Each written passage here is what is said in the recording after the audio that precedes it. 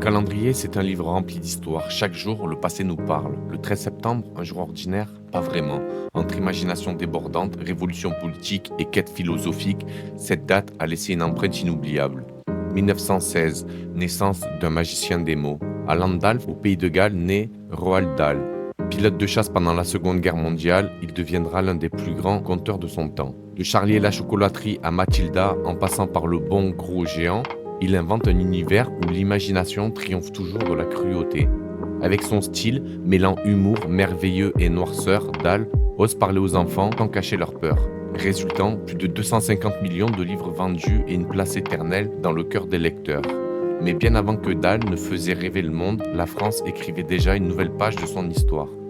1791, la France réinvente sa monarchie. À Paris, Louis XVI prête serment à la Constitution et accepte de limiter son pouvoir. L'absolutisme royal cède à la place à une monarchie constitutionnelle. Le roi garde l'exécutif, mais le pouvoir législatif appartient désormais à l'Assemblée nationale. C'est une véritable révolution institutionnelle. La souveraineté n'appartient plus au monarque, mais à son peuple.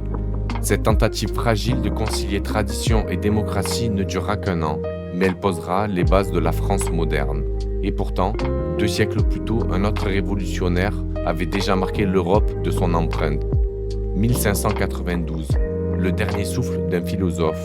Au château de Montaigne, dans le Périgord, s'éteint Michel de Montaigne, l'auteur des Essais, avec sa célèbre devise « Que sais-je ?» Il révolutionne la pensée en faisant de lui-même un objet de son œuvre. Mêlant sagesse antique, expérience personnelle et doute constructif, il invente l'introspection moderne. Humaniste de la Renaissance, il prône la tolérance, l'ouverture et la remise en question des certitudes, une voie unique qui constitue d'inspirer ceux qui cherchent à comprendre l'homme et sa complexité.